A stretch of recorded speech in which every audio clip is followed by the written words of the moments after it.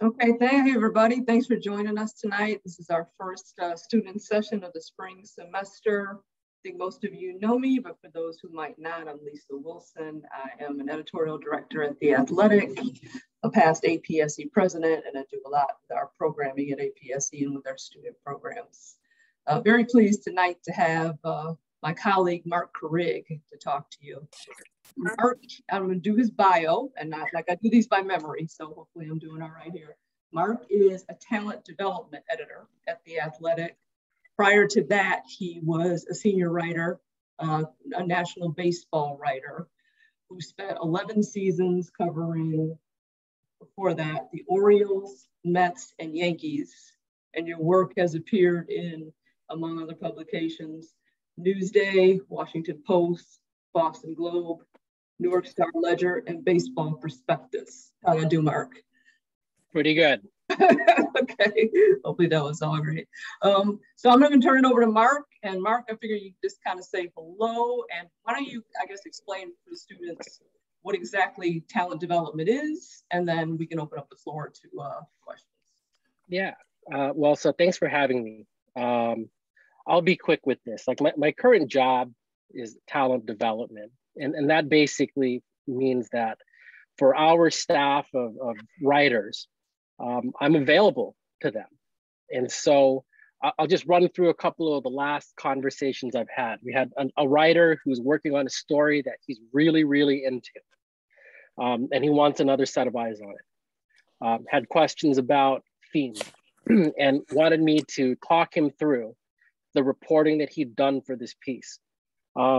The person I talked to before that had a story where they wanted help with structure, wanted to understand, okay, where do I start this? Where do I end this? I've had, the time before that, had a reporter call me because they were having problems with the source, wanted to know how to mend a relationship. So I'm sort of that person on call for our staff. I work with a lot of writers, some editors. I work with some of our most, inexperienced kind of new writers, and I work with some of our more senior writers. I had a 30-year veteran send a column to me, and I pointed out something in a couple of sentences, and he's like, "I've never heard that before." So that's sort of my job, is to be that person that tells folks maybe things that they haven't heard before. So that's a long-winded way of saying, it's sort of quasi-teaching, except the students are professionals. So that's what I do. Anyway, I think the more interesting part of this is the Q&A. I want to answer any question that you guys might have. And the thing I can guarantee you is that I don't know if I have a right answer for you, but it's going to be an honest answer based on, 20 years in the business, and someone who came into it sort of when it was really old school. Like when I started, there wasn't the internet wasn't what it is today. All right. So you used to have to this is amazing, call people, actually pick up a phone and call them. Right. Or talk to their secretary and hope that they liked you enough to get you to the person that you needed to get to. And then also, I did it long enough. I'm doing it now where, it's the age of social media. So I've kind of seen the business change a lot too in that time. So I'm just curious, is there anything I can answer for you guys? And by the way, you could use the raise hand function. You can ask it in the chat. I didn't come here with a lecture. You guys hear enough of that stuff. This is, kind of leaving it to you to steer this thing. And it's an AMA, ask me anything.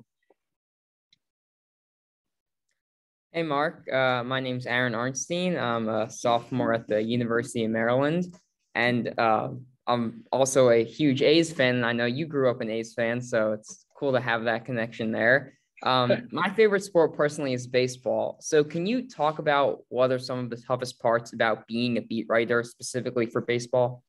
Yeah, I covered Maryland football and basketball back in the day, so I know College Park a little bit.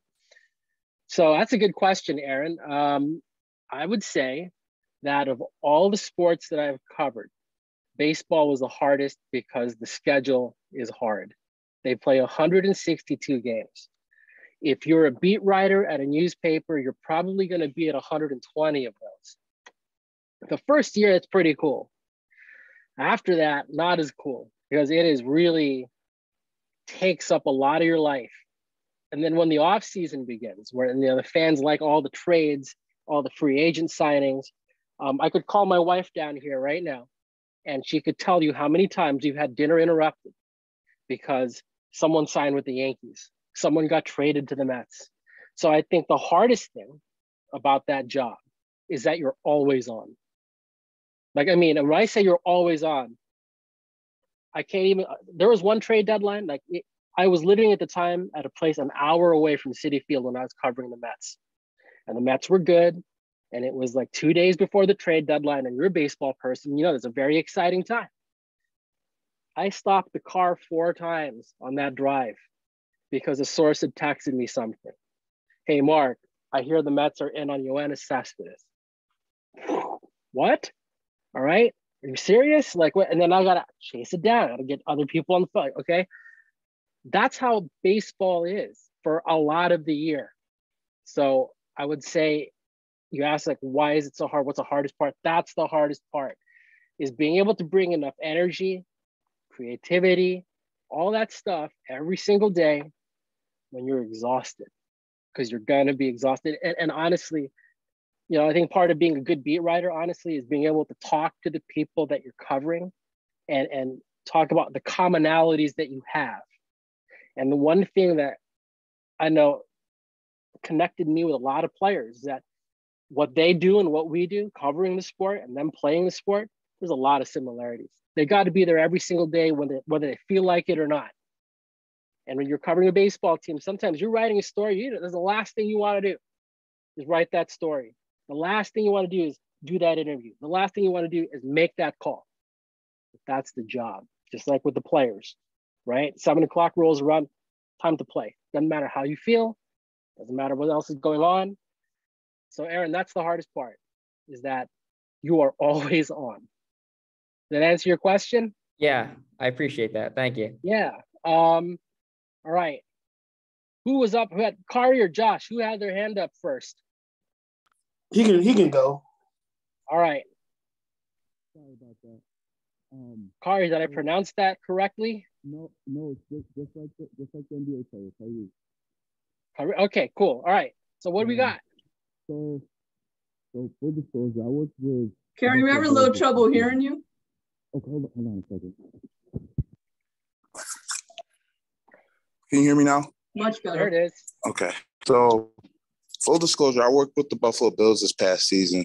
And it was cool to be, I was in the community relations department. So, it was a little different than media, but still obviously working with the public. But, I got to see some ins and outs, things like that. But in terms of, when it comes to like sources and working internally for a team versus working externally for, a press publication, what would you say are some of the biggest challenges in terms of, like making sure you have the right connections and sources and like, hey, is this a reliable source? Or, hey, like, I'm hearing this inside the building or from outside the building, wherever the case is.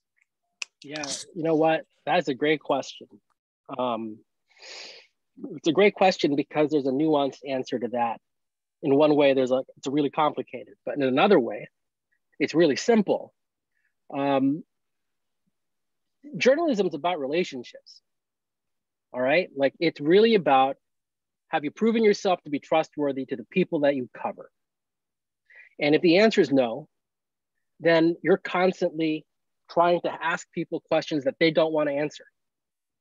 But if the answer is yes, if you put in the time to prove to people over and over and over again that you're trustworthy, that you're going to do what you say you're going to do, that you're going to be honest as you can be, that you're going to be straightforward with people. You can do that. If you can do that, then what you're talking about, those sources and people telling you things, that just happens organically. All right. Now, that said, like I've laid that out pretty simply, it's really hard. It's really hard. Okay. Because when you're working externally and you're covering a team with an independent outlet, obviously you're going to write some things that the people you're covering might not like. all right? Like or they might just think it's unfair or whatever, all right? Like it happens. And as a reporter, it's sort of your job to figure out how to be able to cover the team fairly, put out the things you need to put out, while at the same time proving yourself to be trustworthy, somebody that, you know, players or executives or coaches are willing to talk to. And that is not easy. You can see that that's walking a really fine line. And I think that's why when you have somebody who proves that they can do that, you know, those people do well, because it's hard to find, because it is really hard to do, right? So, you know, I covered the Mets. If you're not baseball fans, I'll tell you the Mets are notorious where things just go sideways there all the time. If you're a Met beat writer, you're writing about a lot of bad things, okay? What the team might just straight up stink, or there's a controversy in the clubhouse. I mean, there's a million different things that make it hard to cover the Mets. And you talked about the Bills. The Bills were like that for a long time, right? Like just stuff would go sideways and everyone expected it. So you've got to be able to cover teams like that, where things go sideways and people get mad, but still be able to prove that you're trustworthy, still be able to do the things you need to do. And it is not an easy balance. So I guess that's the more complicated answer. So on the one hand, it's building relationships. That's pretty straightforward. But given what it is that you have to do in this job, if you're covering a team externally, that's a tough challenge. And it takes a lot of time. It takes a lot of energy. It takes a thick skin. It takes being able to take a bunch of rejection. I mean, I think that's what it is. Like, it's not like you just pick up the phone and people are eager to tell you what their team is going to do, right? Like, I didn't just pick up the phone and the GM of the Yankees isn't just like spilling everything he knows about what they're going to do at the trade deadline. That didn't happen, all right? You've got to figure out a way to prove to people that you're smart enough to kind of understand where they're coming from, and that you're honest. Like, a lot of this also has to do with, do they want to talk to you? All right. Like, isn't life a lot of life is that way, isn't it? I mean, a lot of it is, oh, I didn't get this break. The other person, that sometimes they just like the other person better. Right. Like, and so there's a lot of that happens in reporting as well. But that's kind of a long answer for, it's relationship building, and relationship building is kind of complicated, but that's sort of how it works. That's how you go from somebody who doesn't know what's going on in the building to somebody that knows what's going on in the building. I'll give you an example. Teams that I've covered, I knew that I got to that point because it would happen where when I started, I was always the one calling people going, hey, I heard this. Did you hear that? Does this make sense? I noticed it started to flip where they were calling me going, hey, I thought you might want to know. Looks like we might be doing this. Check it with someone else. It didn't come from me, but I think we're looking at player X. All right. Then I call another person with that tip. Oh yeah. That sounds right. You know, but here's some context you should know. So now I went from, I was always a person having to call, to they were calling me. All right. And the only way you do that is to build relationships, prove to them that you're worth talking to, that it's okay to talk to you, that they trust you. Trust is the big one there, all right? The one thing I used to tell people all the time, like players, you know, for very first conversation, a lot of times I'd be like, look, you are not gonna like all this stuff that I write. I think it's unrealistic for me to expect that. And if you're expecting that, I'm telling you right now, that is unrealistic. But here's what's realistic. If I ever write something negative about you, I promise you, A, it is not personal. And B, you will always know that it's coming, okay? I will never ambush you. I will never be nice to your face and then bury you in print. That if I'm writing something that might be negative that you don't like, the first person you're gonna hear it from is me. And so, look, some guys are just like, whatever negative thing you write, you're done with. They're done with you rather. But what I've found is that with professional athletes, a lot of people that we cover, the more straightforward you are with them, the better. And they can take criticism.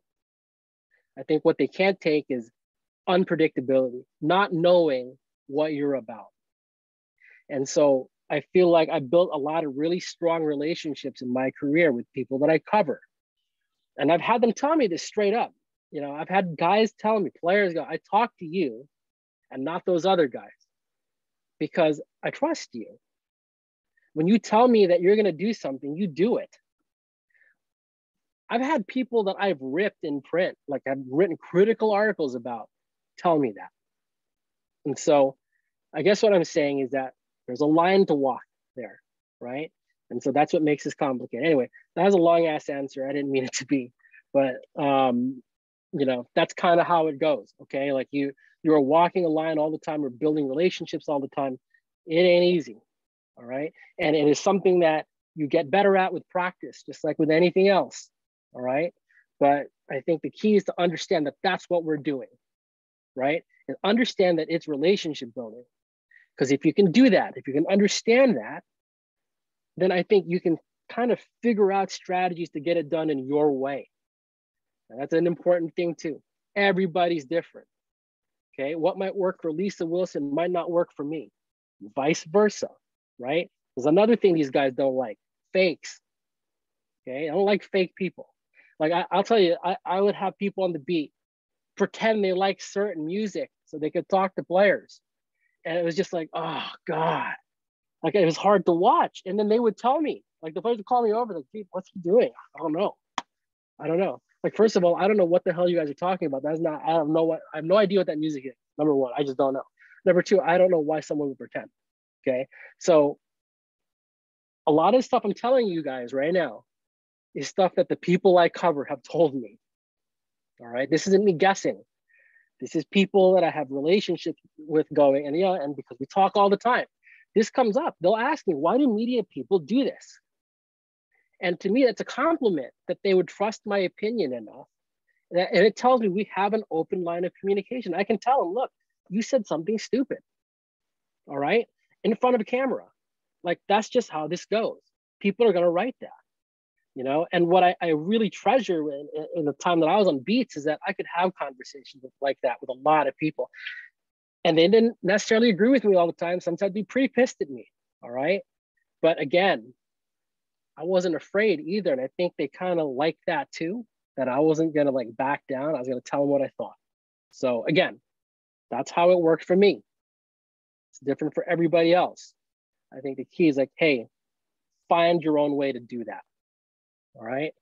Does that make sense? Again, sorry for that long ass answer. No, it's okay. I appreciate it. No, it definitely gave a lot of context. I have another question, but I'll just save it for later. So no worries. Is it a follow-up to this topic or is it something unrelated? No, something totally different. So I'll just hold on. Okay, we'll circle back. All right. Oh. Josh, what do you got? You're on deck. Man, Mr. Mark, thank you for taking my question. I'm Josh Crawford. I'm a senior mass communications major here at Prairie View A&M University, like right outside of Houston. Played football here for 4 years, so just transitioning from athlete to sports media member. So it's thankfully I'm doing enough work, but it's still unique. So my question is, what somebody, like I said, somebody that is in this industry, has been in the industry for a long time now, and like you said, develop relationships is at the top of the game. What are some of the not character traits? So what are some of the skill sets and abilities that you're looking for, to hire people, fresh out of college or 1 to 2 years into the job market? And like for somebody like myself, how can you, like aggressively market yourself and make yourself, as appeasing option as possible for companies to hire you? Yeah, so that's a really great question. So like I'm not like a hiring manager at this place, all right? So I don't know exactly what they're looking at, but I do see a lot of people apply, like people who are like, send a resume in, right? Like an editor who's like handling that decision will call and just be like, what do you think of so-and-so? And I'll tell you the things that I look for, all right? So the first one for me, above all, is, and this is simple, right? And it's sort of related to the question we just answered about relationship building. Have you shown in your work that you are capable of getting people to trust you? Right, so, and that can manifest itself in a lot of different ways, right? So like as an example, so we'll use a writing example. If somebody wrote like a great feature story. And a lot of what came out of that story was like from somebody who was vulnerable and like talked about something really difficult, okay, to this person. That tells me a lot, all right? That tells me that this person probably was able to get this other person to trust them. And that's why they're able to write this really amazing story. Or someone breaks a bunch of news, all right? That's another one. Because again, it's showing me if you're breaking news, that means somebody trusted you enough to tell you these things. Like, step back for a second. We talk about breaking news a lot, and we never talk about what that actually means. A lot of times breaking news means somebody who wasn't supposed to tell you something told you something anyway. Now think about that, right? So we all have really good friends, all right? Hypothetical example, say a buddy of mine, you know, like worked at the movie theater, and he sees me walk up and he looks the other way while I go in for free. He wasn't supposed to do that, okay? But knows me, right? We're friends. And so he looked the other way and I went and watched a movie for free, right? So that's like a really crude example, but my point is, if you can do that in a professional sense, then you own the keys to the kingdom. Like, that to me is number one. Let me be just frank about it. This is a people business. Anyone that tells you otherwise is misguided or hasn't done it. This is a people business, okay? If you have a hard time dealing with people, get better at it. Learn to listen. That's a big one. And when I say listen, I mean listen, all right? So Josh, to get back to your question, so to me, number one, can you deal with people? Can you build relationships? And have you done work to demonstrate that? I'm of the opinion that you can be taught writing. I'm of the opinion that you can be taught good professional habits, like showing up on time, being respectful to your bosses and your coworkers, all that. You can be taught that. The thing that I feel like is harder to teach is, are you comfortable with people? Because when you cover sports, you're going to see them at their highest highs, and guys, you're going to see them at their lowest lows. And the question is, can you handle that? When somebody's really mad and doesn't want to talk to you, but you got to ask questions. Can you do it? Or are you going to hide in the back of the pack and have somebody else do it for you? Right? That is what's good. So to me, Josh, that's number one, right? Have you done some kind of work to demonstrate that? There's a lot of ways to demonstrate it, but that is the first thing I'm looking for. Does this person know how to handle folks and earn their trust? Because you do that, you can do anything. All right? Some of the techniques, because that's not like, even people come in with like, you know, I know how to video edit, I know how to do social media. So that's not a, how do I want to say it? I guess like quantifiable skill per se. So what's the best way to like introduce, you know, let somebody know that you have your skill set? Well, it is quantifiable in that, okay, let's say every job you apply for, you're going to send in clips, right? If you send in clips where people are telling you things that are uncomfortable, that are hard to talk about, that they trust you enough to say to you, as an example, I had a really, you know, you write a feature story. There's a classic thing. You write a feature story about a player who's really good. And you find out that that player had something happen in their upbringing that was really, really difficult, that they don't like to talk about. And yet they talked about it with you. That's quantifiable. If that clip is in your pack, then you, in my opinion, you right away go to the top, because you've done the hardest thing that there is to do in this business. Somebody trusted you. Let me be clear, by the way, that's really hard. So Josh, I don't think what you're talking about is quantifiable. It's more that it's really difficult. And yes, it is. All right, it is difficult. And there's no playbook to it per se.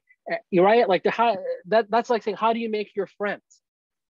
Geez, we could, you know, you guys could all give an answer to that and they'd be all correct, right? Like that's, so I know that like we're in that gray area. It's not quantifiable, like can you write?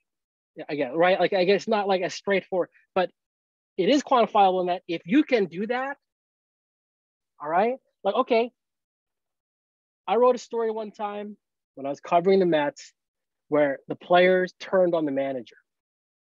And I know that. You know why? Because they told me. All right? They told me all the stuff that was going on in their room because they were mad. They felt like they're being treated unfairly. And so they trusted me enough to say that. So let me ask you, if I put that in my clips, does that tell you something about me? I think it does. It tells you that people trusted me. Okay? So it is quantifiable. Is it hard? Yes, because those relationships took years to build. All right? And I've been doing it a while, and it still took a long time. So I guess that's what I'm saying. Like, you asked, like, what would make you look better right away? That's it. All right? Now, that can take many forms. Okay, I just named a breaking kind of, that was a top 10 APSE story for breaking news. It was an award-winning story.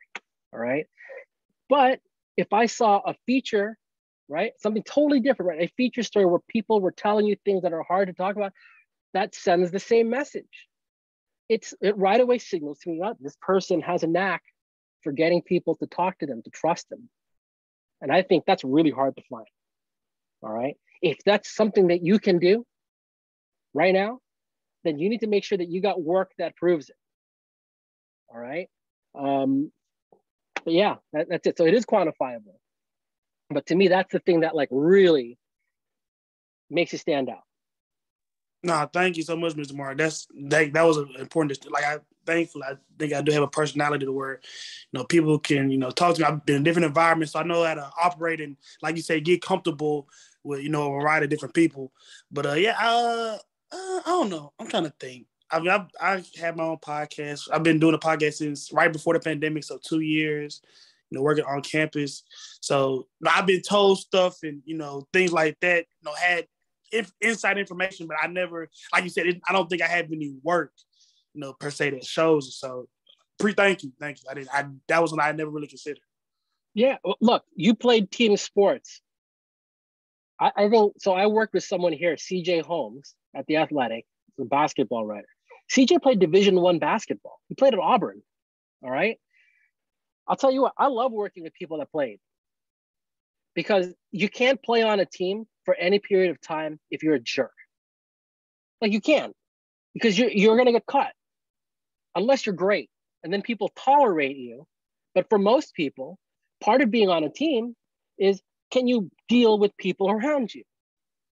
So that's all this is. All right, Josh, that's all this is leaning into that experience and leveraging it in a different way. All right. So if you're able to do that, like, look, it's different in that when we're covering people, we're not on the same team, right? We're not. Like, that's a lot of times they don't want to talk to you. But this is where there's resilience that comes into play. All right. This is where confidence comes into play. I mean, it takes a lot of confidence to be told no 100 times until you get a yes. Okay. And I can tell you that for a fact because I've done it. Sucks. It is not fun. Okay. Early in my career, probably like my first year covering baseball. I'm at my in-laws' house now. My wife is upstairs. She'd vouch for this, and I brought her in here right now. I remember calling people in the off season and hearing nothing back. Like, stuff would happen and agents wouldn't call me back. Executives would not call me back. Manager, coach, no one called me back. And that was like 2009. All right. I laugh about it because, at least I was a national baseball writer here.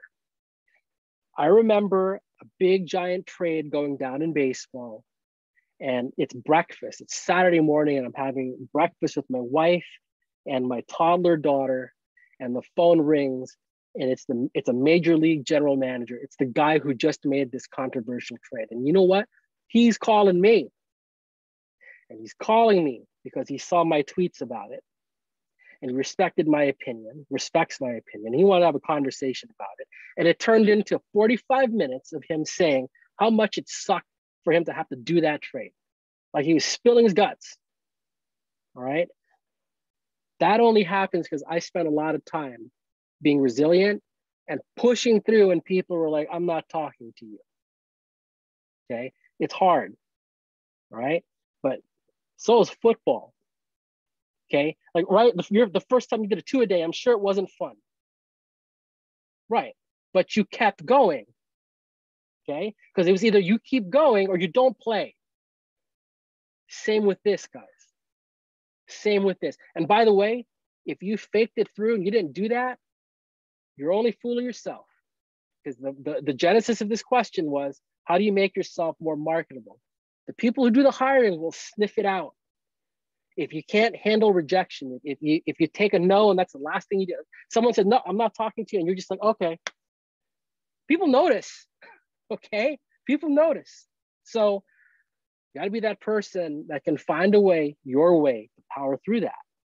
Because a lot of what we do, it comes down to resilience, all right? Thank you. Yeah. Mark, we have a question in the chat that was next. It was from Adam. Adam. Yeah. Yeah. Do you have an advice to deal with an SID who rarely answers text and does not communicate well? Boy, if I had a nickel for every time. All right. That's a great question. And it's a good case study, but we're just talking about. Okay. So you've just heard me blather on. Take what I said. You give me ideas. Right now, all of you. Who's got an idea on how to handle something like this? I got an idea, but I want to hear what you guys think. Go. I deal with this a lot.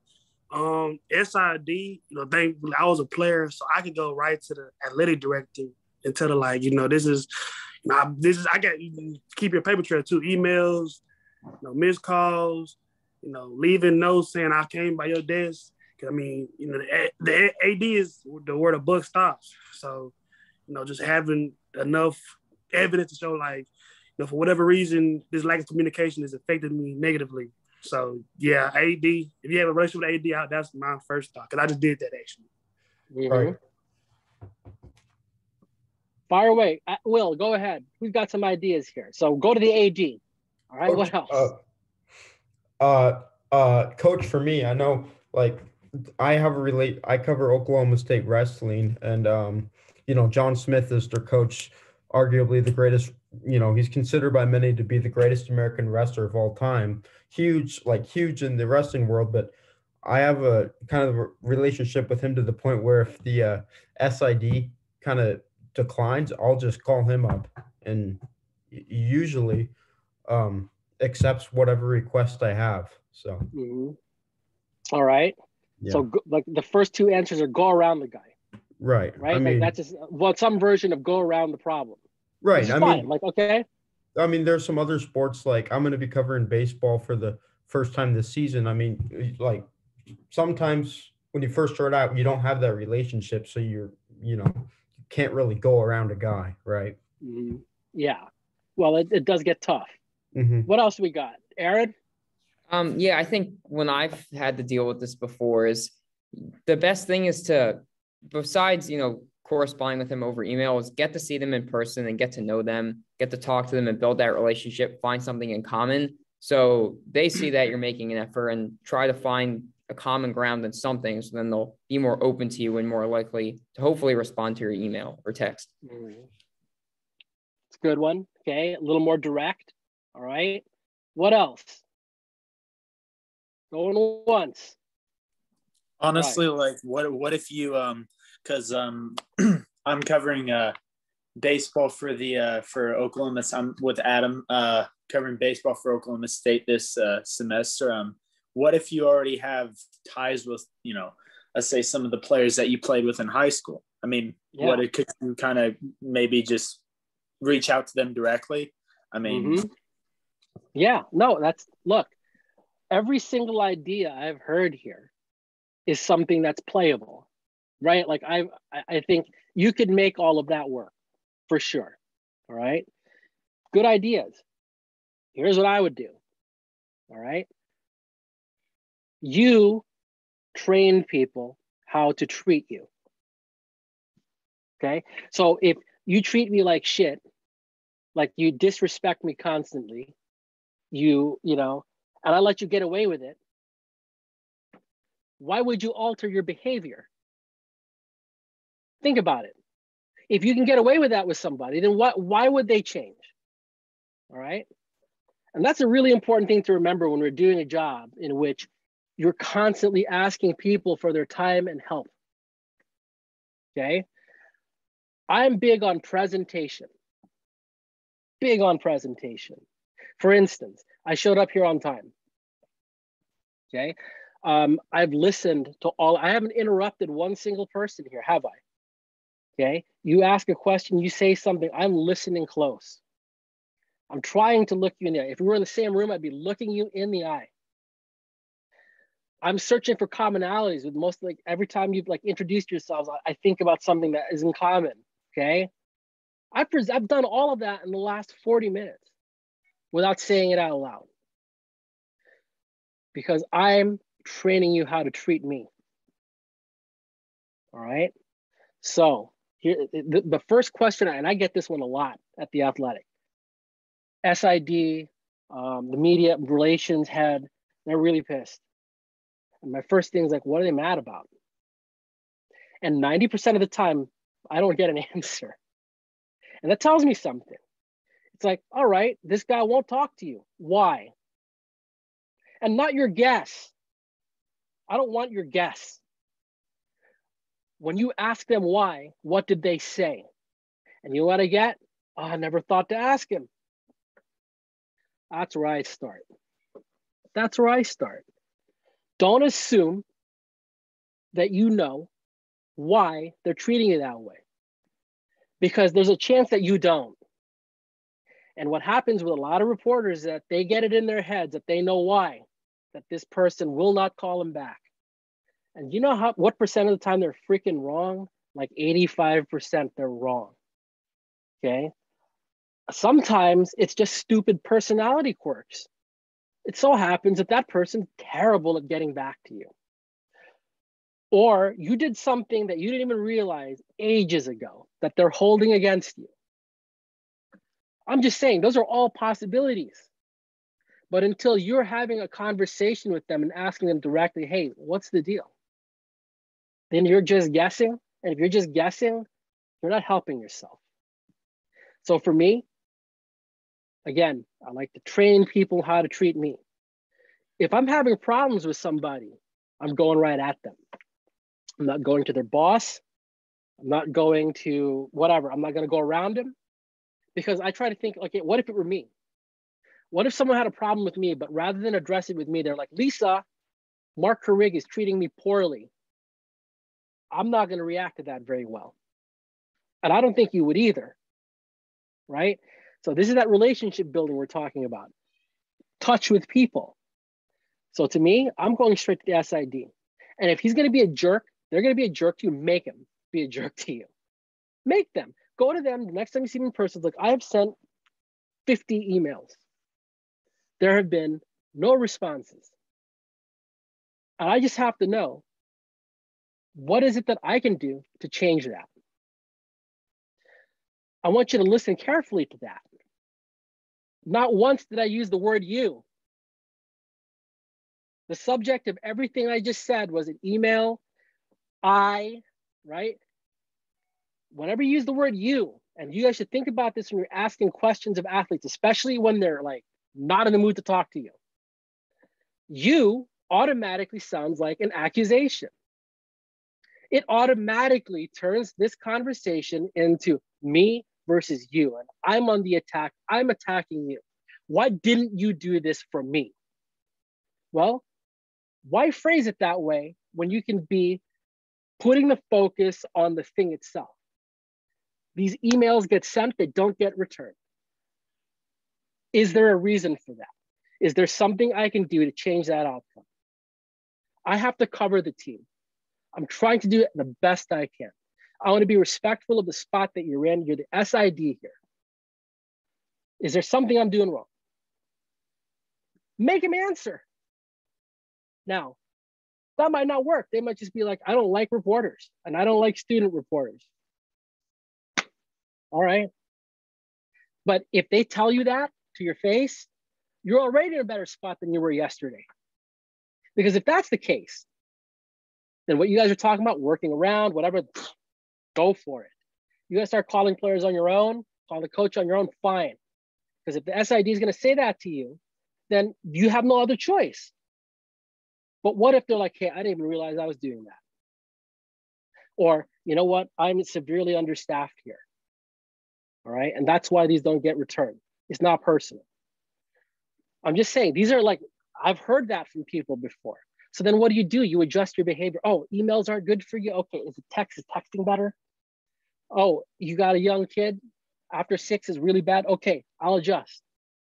And all of a sudden, the situation where it looks like they're out there to make life difficult for you, turns out it's something else. You make an adjustment, and what's just happened?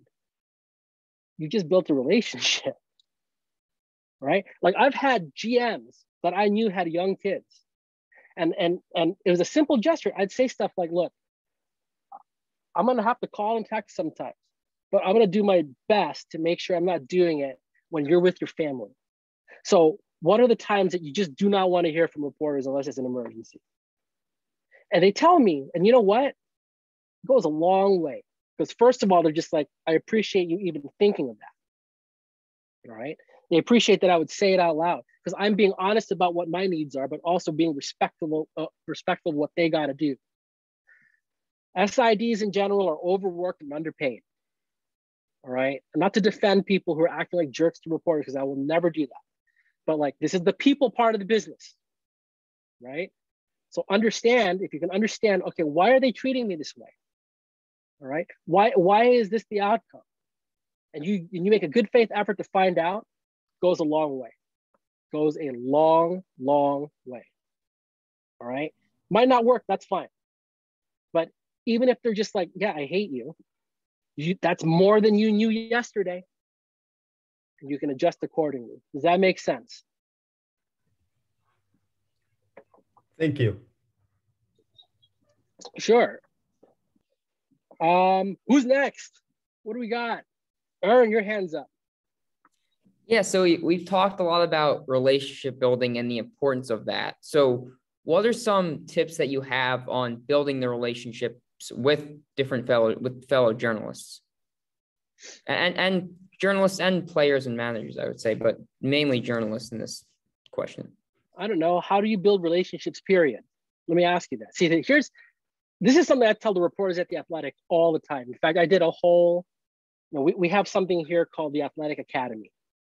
And it's basically a bunch of courses on things like relationship building, writing, structure, whatever, right? Like there's a lot of things that we kind of go over. And the relationship seminar is one of the most popular ones. And I started with basically saying, I think in our business, we're talking about relationships like it's like a whole new thing that you've never done before, right? Like editors, I'll tell you what I hate, the word source. God, I hate that word. Because it like implies that this is like some magical thing that you've never encountered your entire life. And now that you're in the business of journalism, you've got to find a way to make sources. You know what? If you phrase it that way, it is going to be hard because you don't have anything to lean on, right? Like you guys does anyone here have sources? Probably not. Okay. Why would you? You're young in your career. All right. But does people here have relationships? Yeah. In fact, you've spent your entire life making them. It might be with your family or a sibling or a close friend or whatever, and it's not a professional relationship, but it's a relationship nonetheless.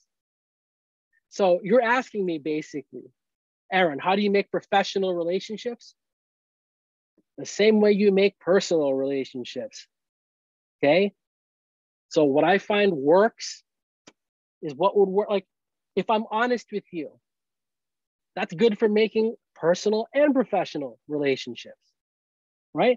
If I'm curious, like if I'm engaged, if I listen to you closely and I demonstrate that, that's how you make, that's how you end up with a wife or a husband, right? Like, I mean, isn't it? Like so when you ask me, how do you build relationships? Well, like, you already know. You guys already know. Okay, so let's not overcomplicate it. Just take what you're doing, you take it and you apply it to professional relationships. It's a little different.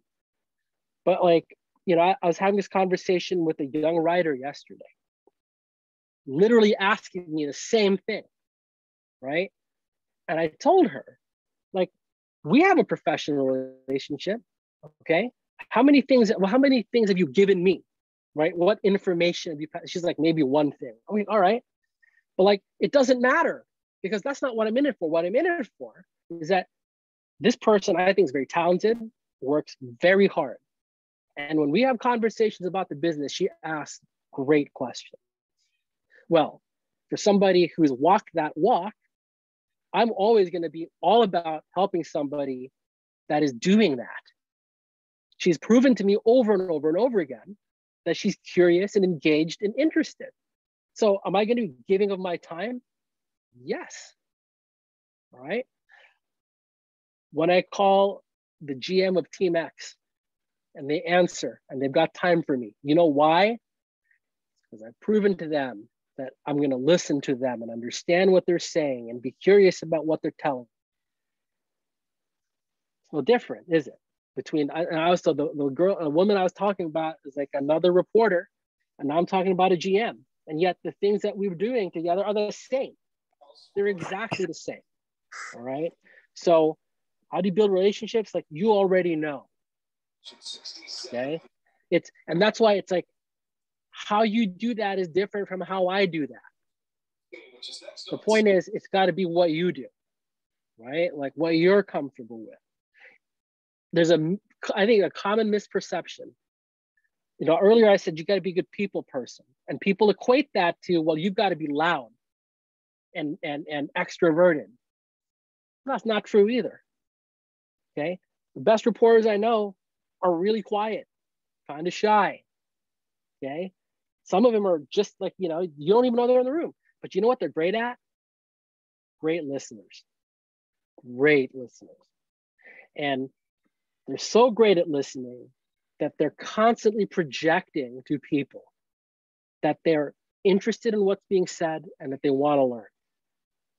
And so, in fact, shyness can be a strength. My point is, there's a lot of different ways to build relationships. Find yours. I got a way of doing it. It's proven. It works. That's mine. But I think there are commonalities. And I think one of the commonalities is be a really good listener. That's number one. Nobody likes to know it all. Like a lot of the conversations that I have when I'm reporting start with, hey, so-and-so, I'm working on a story about X. I don't know shit about X, but you do. Can you help walk me through it? What's that? Oh, you don't want your name on the piece? Fine. It doesn't even matter. I don't even need to quote. Just help me understand what it is that I'm trying to explore, if you could. And you know what? Listen to how I phrased that, by the way. I'm acknowledging that I don't know it all. And I've got the confidence to tell somebody that I'm covering that I don't know it all. And that I'm telling them that I value their insight and I could really use their help. It's honest. Well, that's what works for me. Okay? So I think there are a lot of things that work for everyone. I think that's one of it, being curious. That's a huge one. Be curious, all right? Don't assume you know the answer. In fact, you probably don't, okay? The job isn't to know the answer. The job is to like get to it, all right? And so anyway, but really most of this, we're talking about relationship building, you already know how to do it. So do it, all right? Like, I mean, you know, I got lucky when I was younger. There were journalists I reached out to. You know how I built relationships with them when I was just a student? I emailed them and told them I was interested in their work. That was the big secret. I was curious about what they were writing and how they were doing it. So what do you think they did? Oh yeah, I'll talk about that with you, sure. You know, and I still talk to those people. You know, Howard Bryant's one of them, all right? Like, I mean, Howard Bryant is someone I respect very deeply. If you haven't read him, you should. Howard's one of the best in the business. Like pretty much anything he writes is worth reading.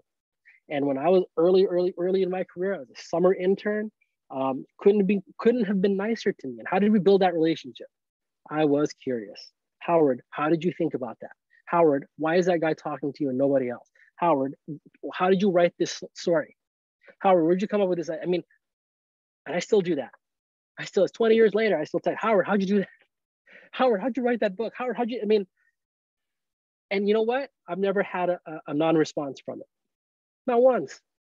Because I think I've shown that I respect him, I respect his work, and I respect what he's telling me. And I think he's responded to that. We built a relationship. That's another journalist. Okay. So Daniel had your hand up. Thank you so much. Yep.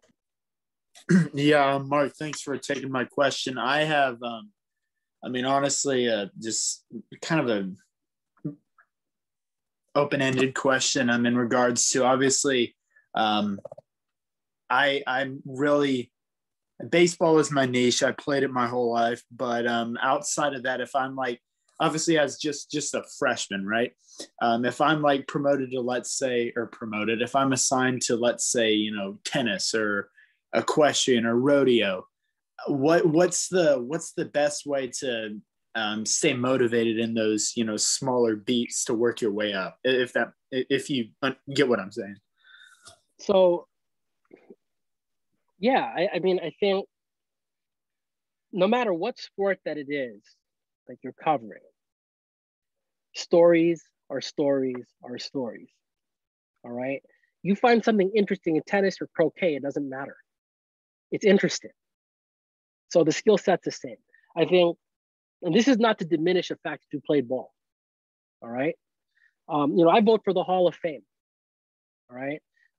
I've been a baseball writer for a long time, and I think when I was writing here all the time, I think people read what I was writing. I know that I read that, I would hear from people at the commissioner's office. I would hear from players, players would text me going, dude, damn, you really you torched that GM, I would, right? I was a shitty baseball player. So I guess I'm saying that because, yeah, it helps if you know what you're watching. Absolutely. All right. But the fact is, did you play Major League Baseball? No. Have you? Okay. I don't, maybe you do, maybe you don't. Probably not. Okay. I didn't. I have 0 innings in the major leagues. My point is, when you start to cover sports, it becomes less and less, I think, about the technical knowledge of what you're watching, because there's always going to be people that know it more than you. All right. I think I'm respected in clubhouses and major leagues because I understand 2 things. One, I don't know shit about baseball compared to them. And I'm just straight up about it. I never played in the major leagues, so I can't possibly pretend that I know what that's like. Okay. They know that about it. I tell them, but here's the second thing, is that I'm willing to learn. Okay. That's how you approach whatever it is that you're covering. If you don't know anything about tennis, show people that know it that you're willing to learn. This gets back to relationship building. If you're willing to learn, journalism is professional learning. That's literally what this is. You start your day and you don't know something, and you end it and hopefully you know something. Just a little bit more. That's what we do every day. All right. So for me, it was okay, do I know more about the Yankees tonight than I did this morning? My goal every day was to say yes. All right. So, but I would approach it that way with anything that I covered. I covered college football, college basketball. Those weren't my wheelhouse. I learned. I went from knowing nothing about those to covering them at the Washington Post. All right. So my point is, we talked about curiosity earlier, Daniel, right? We talked about, motivation and being a professional learner. You just take that to whatever it is that you're covering. It will serve you well. You don't have to know it, but you need to be able to talk to somebody and convince them that you are worth helping. All right. My favorite sources in baseball are the ones that I can call and just be like, I don't know anything about this. Or I kind of know this, but I really don't know this. So tell me, help me fill in the blanks. All right. And the best stories I've ever written have come from conversations just like that. Literally just like that. I don't know this, help me understand it. Okay.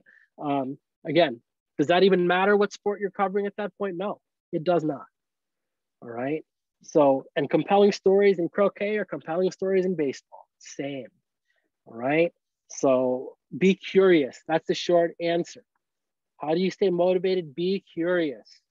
When you don't know something, don't hide from it, run to it. All right. That makes a great reporter, by the way.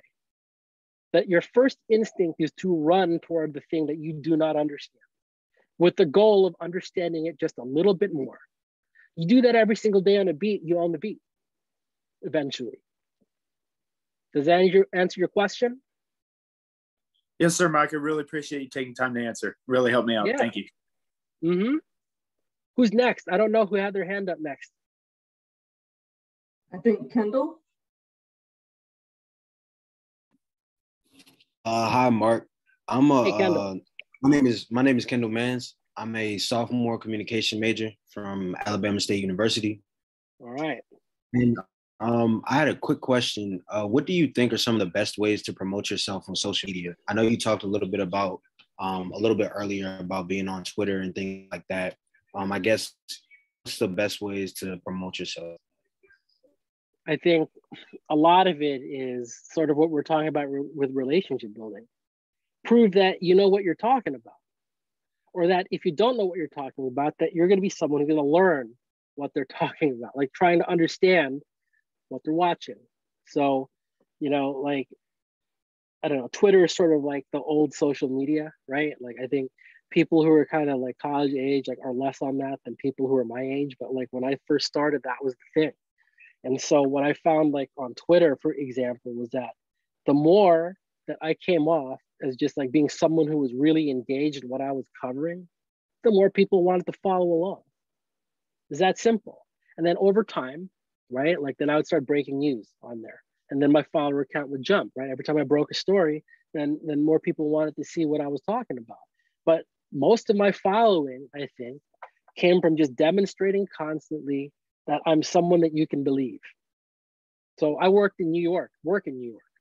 This is the biggest media market in the country. When I was covering the Yankees, there were 12 people that are traveling every single day covering the Yankees. If you're a reader of Yankees coverage, that's a lot of choices. So I was trying to think to myself, like, okay, how do I differentiate myself from this group? So one way, and that's kind of the question you're asking, is how do you stand out? Well, be yourself. That's like so obvious, but it's true. Just be yourself, all right? So I have like, a certain sense of humor, and that's what I presented there. And some people liked it, some people didn't, but it was what it was. I was covering the Yankees, so like I was all about being, an advocate for the readers. An advocate meaning that like I tried to think like, what do they want to know? And it became my business to get to that information. They wanted to know who they were going to trade for next, and I was going to work my ass off to try to find out who they're going to trade for next, right? So that's one way to do it, is just to be attuned to your audience that you're trying to reach, all right? I think it's really those two. Be yourself and understand what audience you're trying to build. And if you understand the latter, if you understand the audience that you'd like to build, then I think that kind of answers questions about what it is that you're putting out there as far as content and approach, okay? The question is like, okay, it's not, I want a bunch of followers. If that's the question, I think you got to dig a little deeper. It's more like, what audience am I serving? All right. And that's going to change from person to person. So, that's it, Kendall. It's like ask yourself, who am I trying to reach and why? All right. What does that look like? For me, it was, I wanted to make sure that if you cared about the Yankees and then later the Mets, that you were following me, that you had to follow me, all right? Maybe it's because I had like good analysis, or maybe it's because I was breaking stories nobody else had, because I had the best relationships and people would tell me things that other reporters weren't being told, right? That was how I did it, all right? Because I was all about, okay, what does my audience want and need from me? And so I think that's the question you got to ask yourself, all right? How do you build a following? How do you, present yourself? Well, it's really about what's the audience that you're trying to reach. And if you can answer that question, I think the strategies, the actual details, that comes, all right? You figure that out once you understand who you're trying to reach. Does that make sense? Yeah, it does. It really helps. Okay. What else we got, guys? I think I can ask my question now. Okay. So you talked about how when you first started, you were in, you came up, in like the traditional, newspaper, journalistic route and everything like that. Obviously things have transformed today. What's one thing from the past, like whether it's a skill, whether it's a a concept, whatever it is that you think today's up and coming journalists like us need to keep in mind, and something that was more prevalent back in the day? I kind of mentioned it earlier. Like, I'm so old that this was before texting, and email was sort of like, people email, but it wasn't like it is now, where it's just like constant. So if I had to reach somebody, I would have to call around and track that person down. And a lot of times that meant, if it was someone who was like an executive or somebody who's in a leadership position, you end up talking to their assistant, like their secretary, right? And if it was somebody that you had to talk to a lot, it became obvious that you needed to like have a decent rapport with the person who answered the phone, the gatekeeper, right? And so I learned the name of the dog. I learned the name of the kids. And when she picked up the phone, I asked about the dog. I asked about the kids. Now, that doesn't happen anymore, okay? And yet, when you want to reach a player, oftentimes who you're going to, an agent, is exactly the same. You see what I'm saying? Like, is different because you don't have to make the call anymore like that. And yet, the people skills required to talk to gatekeepers, all right? Like that, it's important. And so that's exactly the same. The technology does not matter. And I keep going back to this point, you guys. How are you with people? Okay. Are you somebody that, someone is compelled to want to help? Right? Like, and as a reporter, I feel like I figured out a way to kind of put that out there for people that, there's a lot of reporters covering this team, but I'm worth getting to know. I'm worth helping out. And here's why. Okay. I'm gonna be honest, be straightforward with you. I'm never going to sit here and pretend that I know stuff that I don't know. That drives people crazy. All right. That drives people crazy. So you're asking me, like, what's the stuff that, kind of old school stuff that translate? It's the people skills. Really and truly, it's the people skills. You learn that. I'm telling you, you know it all. Now, because I keep repeating that, I'll say something else. All right. If you're writers, read. Read. I can't say it enough. It is so obvious. And again, my job now is, I still write, but like my primary job is working with other writers. I can tell in 2 paragraphs who's reading and who's not. It's so obvious. Your readers can tell too. So if you want to be good, right? Read. If you're going to be a writer, read. That was true in 1950, and it's true in 2022, and it's going to be true in 2052. If you want to get good at writing, read. Don't just read anything, read stuff that you want to write. And then read it like a writer. Break it down. Why did that line make me laugh? Why did this line make me think?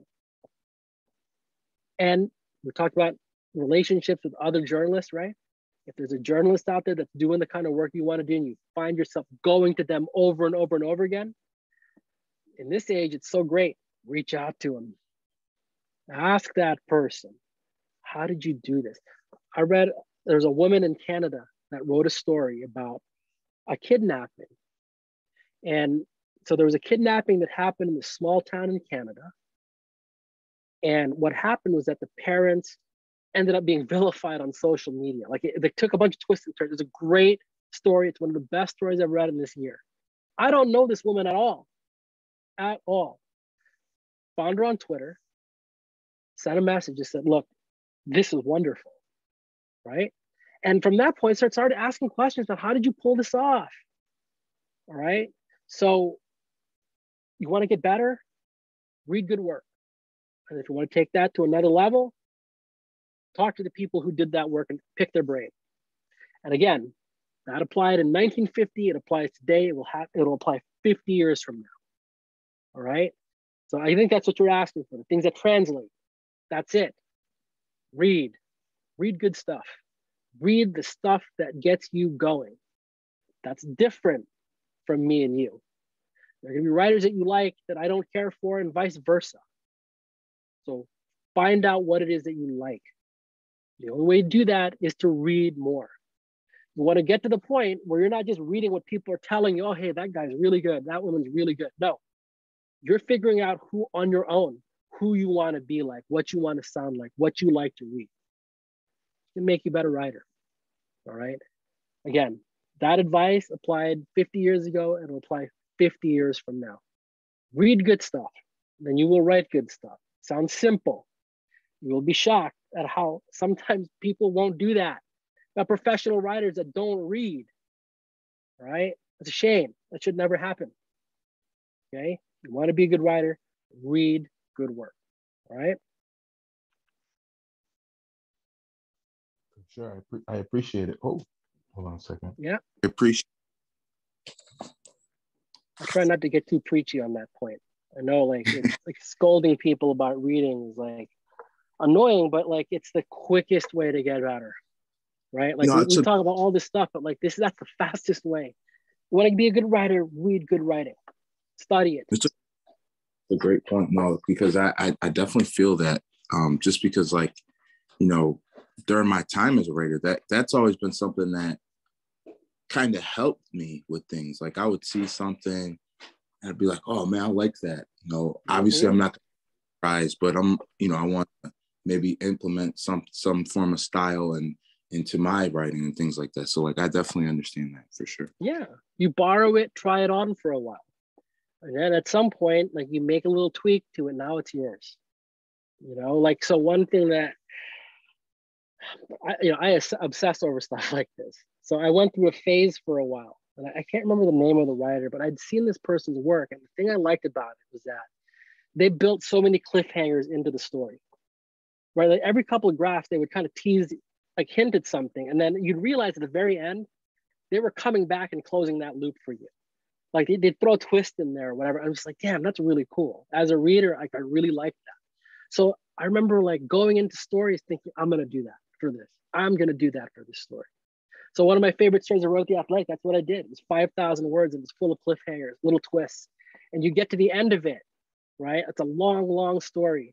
And I remember in the comments and people that read it, friends of mine were like, dang, that was so cool. Like I would hint at these things early that didn't seem like they were anything. And at the end you realize, oh shit, like that was important. That was the thing. And like there was this rewarding feeling. So for me, right, because I'm always reading, always looking for things to try. Like that's one example of how like it made me better. And what did I do? I read and I studied. That's it. All right.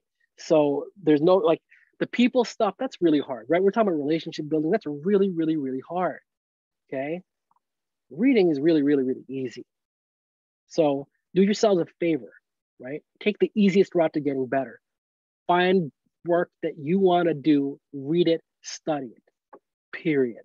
All right. You will guaranteed you do that a little bit every day, you will get better and it will happen quickly. Okay. It's not even like it's going to take forever. Relationship building takes forever. Okay. Reading good stuff 10 minutes a day for a month, you will get better. You'll just be like, oh my God, you know, and you do it enough, you start to incorporate these things without even thinking. That's why it's just like, it's free. It's free money, right? As far as getting better, like it's the easiest way to do it. All right. Who was next? Josh or Aaron? I can't remember. I'll take the lead on this one. Just like we talked about, like developing relationships. You know, that's kind of been a big theme for this conversation.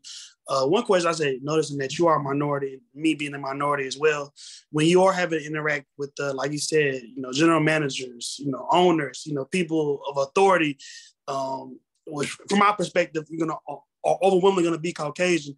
How do you still, like you said, develop the same relationship and be, you know, develop a comfortable, a line where somebody feels comfortable giving you information, you know, basically working through those racial lines, I'll say. That was hard. That, you know what, Josh, I'll tell you a story. In baseball, you got to know the scouts.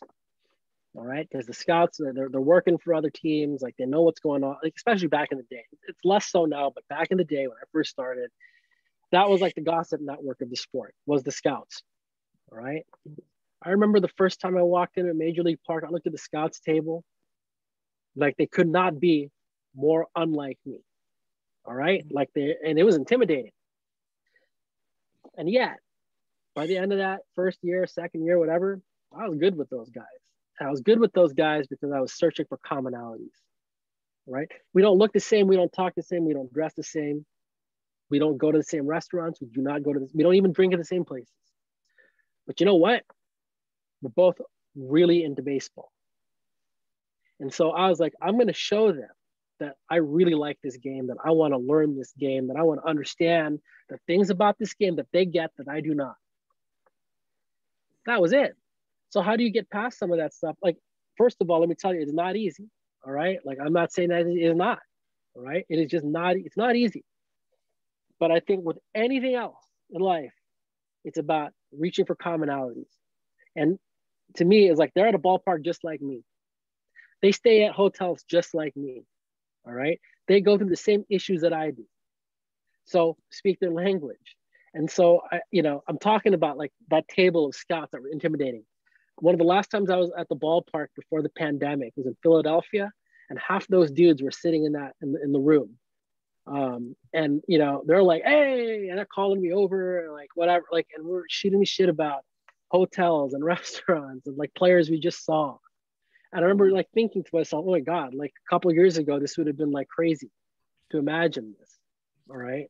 But the way I got there was that I focused on the commonalities, which in this case was, for me, I've loved baseball my whole life. Like I'm endlessly fascinated by it. I'm lucky to write about it. All right.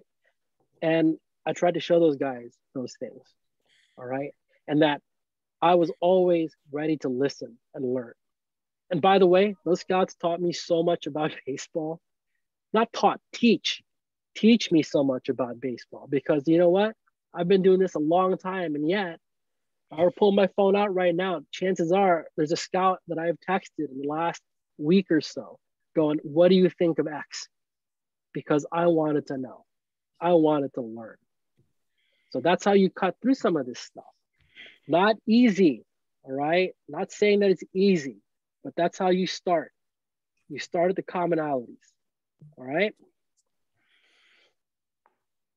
That's got I to say appreciate that. Yes, by the way. Like, I appreciate you bringing that memory up scares me, because like I remember just thinking, how am I ever gonna do this? Like, I mean, they look like that, scowls on their faces. I learned like that's just baseball people, all right. But at first, I'm a kid. I'm looking at this going, oh my God, what am I gonna do? So, what I did was like we talked baseball. That's it. This happened. I don't understand it. What did I miss? And they love that. I was a good student. Okay. I think a lot of times with this, you want to build good relationships, be a good student. Shut your mouth, listen. Okay. Show them that you shut your mouth and you're listening. And then ask questions that show them that you're listening, that you're interested. All right. And that's just advice for anything. All right. But like you're talking specifically about a world in which like people do not look like you, do not come from you come from. Like I can speak to that. It is hard. So reach for the things that you can talk about in common. And there's more there than you think. All right. Who had their hand up? Aaron. Going back to your beat writing days and staying on this track, what did you learn over the years as a beat writer that you wish you would have known when you first started out? I haven't heard that one in a while. That's a good one. Okay. These are just people.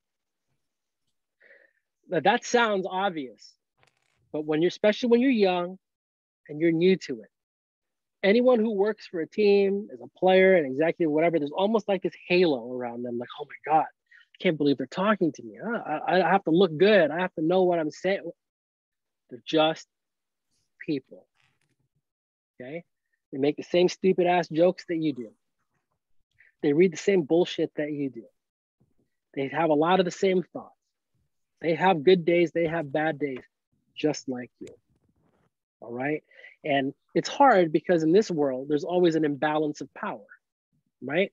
You as a reporter are like leaning on them to help you out. That's almost always how it goes.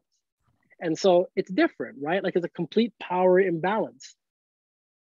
But what you realize after a while is that while that imbalance might still be there, those folks are still ultimately just people.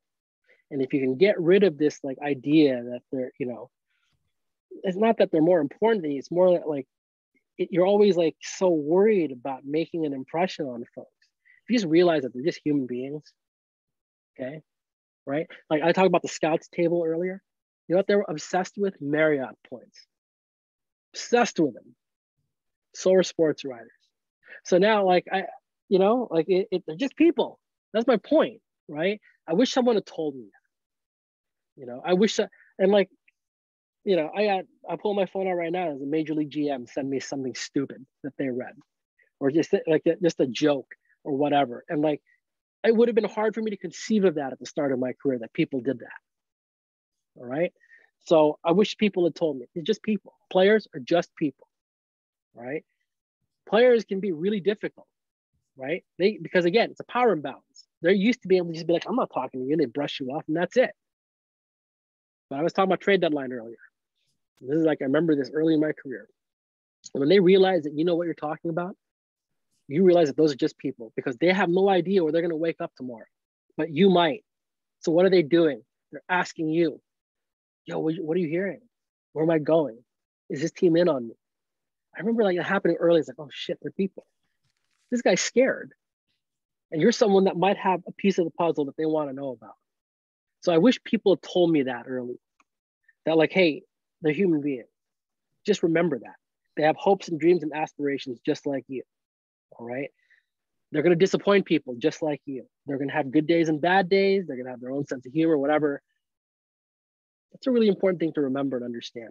And I wish someone had told me that early. You know, like that's a big one. I wish people had told me like what relationships actually were. Like it used to mystify me when they're like this is the shittiest advice I ever got from editor. Oh, just go work your sources. Like, what sources? I remember earlier, like what source? Just make some calls. To whom? Right? Like, you know, and it annoyed me that's how it was phrased. And I wish I was told back, it's like, it's not sources. It's who's around the team that has something that may be able to help you fill in the picture. That might be the GM, that might be his assistant, that might be the man. It doesn't matter. The point is it's some person on the other end. It's a human being. I wish people told me that. All right. So they're kind of related. They're just people. All right. And, you know, I covered baseball there. You know what? I remember I knew I was doing it right when they noticed that I wasn't at the park.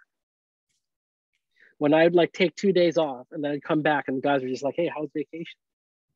Because they know you. They notice you. It was weird that you weren't in there. All right. That's how I knew. They're people. They were comfortable with me and I with them. Right. People just said that. That's what this is. I feel like it would have spared me a lot of pain and agony. You know? So I guess that's what I would say. Awesome. I appreciate that. Thank you. Sure. Any other questions? Daniel. Hey, Mark. You know, you've kind of touched on the. I'm sure you've touched on this. You know, subtly, but you know, you've touched on the difficult things. You've touched on the, you know, how to work your way up. What would you say, just as a whole? What would you say the funnest part of being a sports writer is? Ooh. I'll tell you what it was for me, being an authority. That's what was the most fun. So I didn't grow up in New York. I grew up in the Bay Area, all right? You know, like people take their sports seriously there, but it's a little different here. In New York, like if you're a Met fan, a Yankee fan, whatever, you're in all the way, right? So I remember covering the Mets and the Met fan base. If you guys aren't baseball people, you just know, like it's a really rabid, really like loyal, like they're into it. In fact, like Like, this is crazy. Like, I'm on a parents Facebook group in my little town, and I asked a question on it today, and someone responded, "Oh, Mark, I'm a big fan." And I could see in their profile they got a Met hat on, so like they know who I am. All right, like I'll play golf in my town, and like the people in the group ahead are like, "Hey, where are the Mets going to finish this year?" Like, and I haven't covered them in forever. All right, but when I did, I was an authority, and I missed that. That's my favorite part, is to be an authority on something. All right, like maybe it's the, back in the day, it used to be like a columnist in town. Like if they had a columnist that was like really synonymous with the city or whatever, and they're an authority figure, and like people would look to see, hey, what does so and so think about what just happened?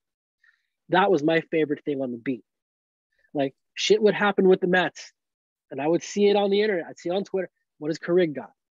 Did Carig write this yet? What did he say? What's in Newsday today? Like, they wanted to know. Okay, that was cool, and I love it because it was hard to get to. Again, we talked about relationship building. I'm building trust with my readers.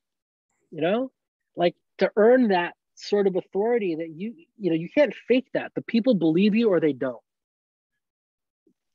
Right? So my favorite thing about being a sports writer, being a beat writer, was that process of earning that trust and authority with my readers. And like there was a point where, again, there's always stuff going on with the Mets, and they got a passionate fan base. I remember going out one night, and like I went to go pay my bar tab, and the bartender writes, "Thanks for the coverage." I didn't pay. Like he just like, or I'd get off the subway and a Met fan would stop me on the street in New York. What's the rest of their off season looking like? That was my favorite thing. Not that it was like that, like, D-list celebrity thing. It was more that they trusted me so much with something that they cared really passionately about. And that was really cool. And I never took that for granted. Like, I love that still. When Mets fans like, hey, how did that actually go down? Because they believe me. And you got to work your ass off to get there. And there's no faking it. They either think you're an authority or you're not. Okay? They say that in the beat. Like, you're a factor on this beat or you're not. That's what I'm talking about. And, I went from being super intimidated and terrified to being a factor and authority on the beat. So that's the thing I miss. I think that's the coolest part, because it's what we've talked about to this point. If you do all those things, that's where you get to. You become an authority that is trusted with the readers, the audience that you're trying to reach. And to me, that's the ultimate compliment if you're a journalist, a sports writer, that they believe you when you say something. Sounds small, but it's not. Especially if you ever get there, you'll see. Thank you, Mark. I really appreciate it. Sure. Any other questions? I got one more, Mark. Growing up a baseball fan, what was it like, and still is like, to cover MLB teams, talk with your sources, and interact with these players and coaches, some of who you probably watched when, you've been watching your entire life? Yeah, it's really cool. Every now and again, it's just like, that just happened. Like I was just doing, I'm going to hang pictures up in my office, right? I got a picture, Yogi Berra and I in the dugout talking about hitting. There's a picture of me and Mike Trout in tuxedos walking out to the baseball writers' dinner together. And him going, dude, I don't know how you're going to get through this. I'm like, what do you mean? Like, you're talking in front of a giant group. And I'm laughing. It's like, you play in front of millions of people. It's like, yeah, but that's easy compared to what you're going to do, right? Like, it's memories like that. Like, that are just like, so yeah, it's surreal. It's fun. It's really like kind of hard to believe a lot of times, especially when I was writing a lot, like every day, and like I would write something that would have an impact in the sport. Like I would write a column or whatever, and like the Cubs broadcast was talking about it, and the A's broadcast was talking. Marc Carig in The Athletic had this thing, blah, blah, you know what I mean? Like, as someone who grew up as a fan, like that never, like, one time I was on the MLB Network about Hall of Fame time, and I'm just like, it's bullshit that Sammy Sosa isn't in the Hall of Fame. And here's why. Right? I start to make the argument, which is like, he was never suspended. After all the allegations about steroids with this guy, he was never actually suspended. All right. Not one single day served in the suspension for PEDs, not one. All right. And people point out all the flaws in his game. At the end of the day, he hit 606 home runs.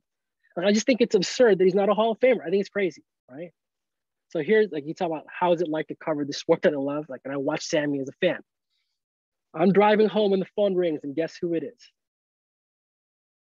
Sammy Sosa. It's Sammy freaking Sosa. All right. Sammy Sosa does not talk to media, does not give interviews, saying like, I really appreciated what you said on there. And guess what he did? Gave me an interview. Talked to him. Like I pulled over the side of the road, talked to him, and like a day later, like Google it, that story blew up, you know? And like, so that's the kind of stuff that's happened in my career where it's just like, this is nuts. You know, or around Thanksgiving in the mailbox, I go to the mailbox, there's a Hall of Fame ballot in it. You know, like it's just, so I don't know. Like, I think it's weird because as journalists, right, we're supposed to separate ourselves from what we're covering. And I do. But the thing is, I think it's why, like, I have people that read me still. They can feel that I love the sport. And I do. I love the game. All right. That doesn't mean I'm a fanboy for it. That doesn't mean I can't write critically about it. No, it's the opposite. In fact, in my view, when I'm criticizing the game, like that's me expressing my appreciation for it in my way as a journalist. Because our job isn't to sit here and cheerlead. Our job is to point out when it could be better. And you're a baseball person. There's a lot of ways the game can be better. All right. There's a lot of ways in which it's lost its way. And I think one of my favorite things about being a national baseball writer at a place like The Athletic is that I could write something that would impact the sport, right? Like I would say, this is nonsense and here's why, and people would talk about it. And I know it was getting read at Park Avenue, you know? I remember reading or writing something about like, you know, the labor situation and walking in the clubhouse and Max Scherzer calling. I never talked to him in my life. I appreciate what you wrote.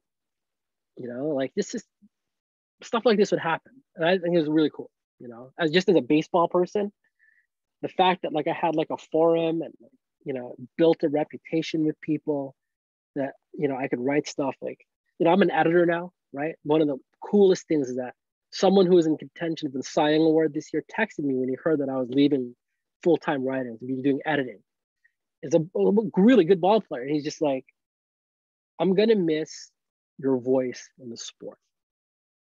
And I remember just thinking like, that's crazy to me that you would even like see it that way, right? Like a prominent, but that's how it went. So yeah, there's a lot, like I loved it, love it. There's a lot of surreal moments to it that is sort of hard to explain. I think a lot of times people say, I dream of doing X, right? Like I dream of being a ball player. I dreamed of being a baseball writer. And there isn't a single day that I do this that I do not think to myself how lucky I am that I can look you guys in the eye and tell you what it is like to accomplish a dream. Like I know what that feels like. That's insane.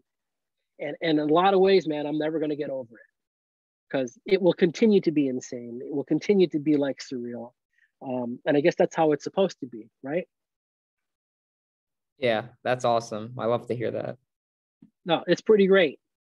So look, I'm an easy person to find, all right? If you guys were shy to ask a question here, send me an email, DM me on Twitter, whatever. Like I said, I'm an easy person to find. Happy to answer any question. Happy to help in any way I can, especially the baseball people. Like if it's something you're really into, like hit me up, okay? You know, any other questions? Yeah, I think we're good, right? Looks like we're all set. Marc, this was amazing. Thank you so much. Appreciate your time tonight. No, this was. We're going to go an hour. It ended up being 90 minutes. Yeah, because it was just such great questions. And thank you, Marc. Appreciate your time. My pleasure. It's a Thanks, good Marc. reminder. Appreciate it. Thanks, Marc. No, thank you guys. Thank you, Marc. All right, Okay. take care. All right, thanks everybody for joining. We'll see you on the March event. Thanks, Lisa. Thank you.